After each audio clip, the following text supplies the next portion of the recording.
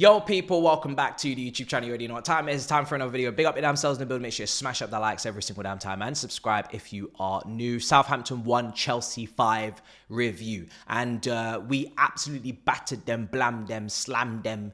You know, it was an easy, comprehensive win for us in the end. It was, if anything, should have been more. You know, 6, 7, 8, 9, 10. Where were the extra goals? The boys were, you know, getting a bit complacent in the final third, but we do not care because it's 3 points at the end of the day, and we go 7 points behind Liverpool in the Premier League table, level on Arsenal still after their win against Manchester United. Now, listen, Maresca already alluded to in the post-match or, you know, press conference or interview that, you know, first 10 minutes a little bit ropey in regards to conceding the opportunity. Jorgensen having to make a save. I think it was 1 of 2 or 3 big saves that he had to make in this game. He coming into the team was great to see because obviously I feel like his man-of-the-match performance in the Conference League deserved an opportunity before 2025 in the Prem. But Maresca took big gambles across the board. You know me, I said I'd rather go strong than things go wrong. But Maresca decided to go real big on the substitutions and the changes in this game. You know, he plays Disasi from the get-go. He plays Tosin. He goes Gusto. He goes in Cuckoo, Felix. You know, Madueke flip both the wingers in and out and changes there. But we got away with it because we won and we handled business. So it doesn't matter now. We go to Tottenham with fresh legs. That was always the pros versus the cons. If you can make these changes and win the game, then you're going to obviously go into Tottenham fresher. They play tomorrow. But you know, when we conceded that goal, I was like, oh, what's going on here? But, you know, Enzo, you have to give him credit, first of all, for putting on an incredible piece of delivery there for the Disasi header. Just watched Arsenal basically absolutely win a game through set pieces and corners and great set piece taken from Rice. Great to see Enzo stick it on absolute sixpence for Disasi, who, you know, I didn't really feel like deserved the Premier League start because of his Conference League performances, getting nutmeg, getting twisted in and out. But if there's one thing Disasi can be, he's an aerial threat. And he showed that with the goal, which was great to see. Enzo, like I said, great technique on the delivery. He had a bit of a mare for the goal we conceded to make it 1-1. A tap in for them. He got twisted or destroyed on that flank when the cutback came in. But outside of that, he's had a really good game. And at the end of the day, that goal conceded has become pretty irrelevant. Would have been nice to get a clean sheet, but it is what it is. So we win, you know, we win this game.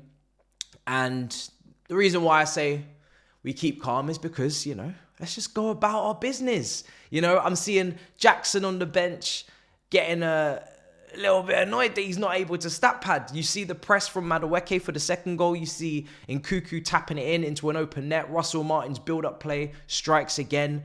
We said in the preview, these guys shoot themselves in the foot. They did it against Liverpool as well. All they want to do is play out from the back and play a game that they haven't got the quality and ability to play. And if you press them to a decent, moderate level, you will get tap-ins, you will get walk-ins, and that's exactly what we got with the second goal. But I know Jackson's kicking himself thinking, rah, could I not stat pad a little bit?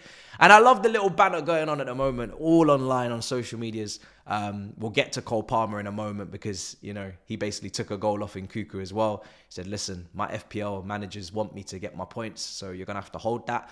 It was just a very fun football match. Now, did we leave things on the table a little bit with the finishing? Yes. You know, even Cole Palmer, he had an opportunity to get a goal, another goal, and he, you know, hit the post. That was a moment where you're thinking, come on, you know, you can finish that, but it's a great save from the keeper onto the post. It is what it is. But the goals were always coming. You know, Madueke cutting in on his left foot, banging in his goal in the far corner. Really good finish. But Madueke today could have had far more goals. You know, he could have done far better in the final third. And then I see Maresca coming out in the post-match press conference. I'm seeing in the quotes that the reason why he hasn't been playing is because of training, and he needs to remember that when he scores, that it's not done. The job is not done. Or you assist, the job is not done. You need to go and get more goals and more assists. And I've seen that in the post-match. And I think, if anything, that was a little bit, you know, you could apply it to this game a little bit as well. Cucurella gets his hair pulled. Jack Stevens gets sent off. And from that point onwards, it's clear sailing on the coast. You know, we're coasting to victory at Southampton. Felix missed a massive header. You know, it's a great cross, I think, from Palmer. Felix should have really scored. Free header, back post, goes wide. And you're thinking, yeah, Palmer missing, straight at the keeper. Madueke missing. the follow-up, I think, wide. You're thinking, come on, guys. You guys are taking the piss. This could be a walkover. This is an opportunity to get the goal difference up because Arsenal obviously level on points with us. Get the goals up, get the goal difference moving.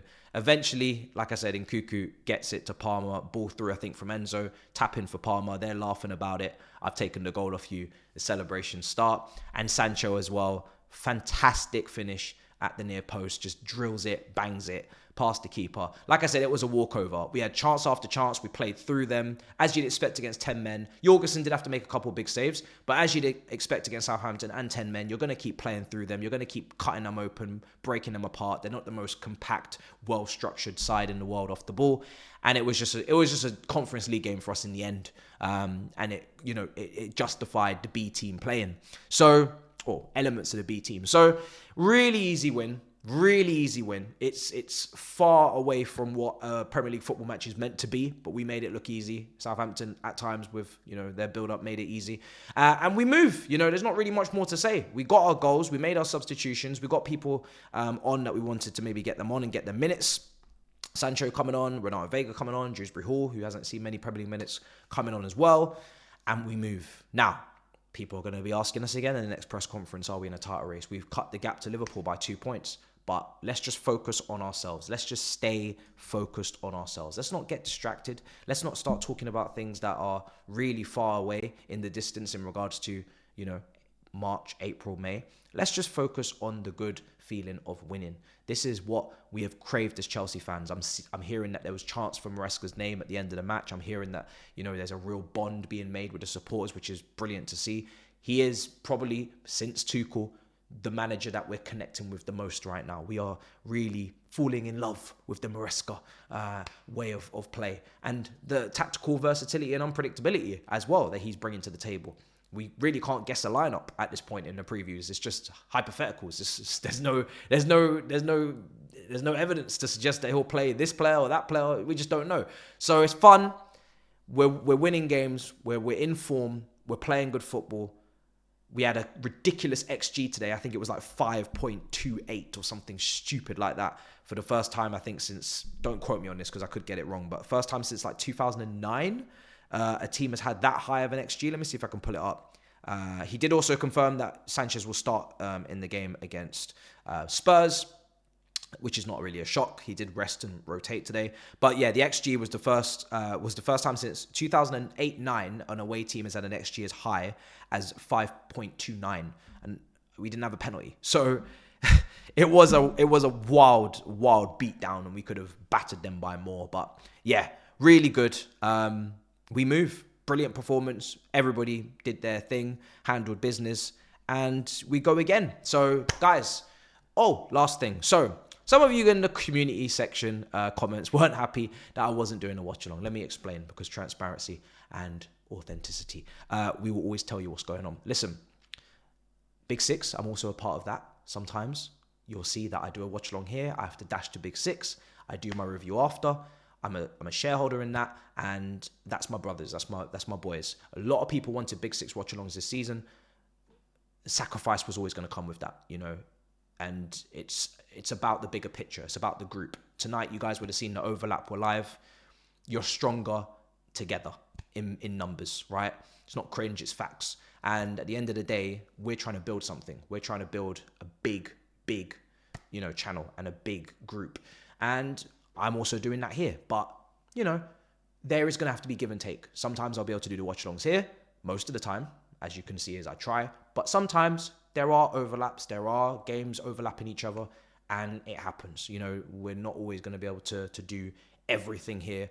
And that's just how it has to be in regards to giving people some Big Six watch-alongs, giving people my stuff as well, and a back and forth. So hope you guys understand that. Like I said, I try and do as many here as I can. You see that we're doing Big Six games on the Big Six this season, so it's impossible for me to do them here. I can't duplicate myself, so that's just how it is. So yeah, big up your damn selves. Make sure you smash up the likes. Make sure you subscribe. And I will see you guys next time. We've got more videos coming this week. A lot of previews to do for Tottenham. Big game. We need to handle business. I want a Big Six win, especially away from home. Until next time, in a bit, people. Peace.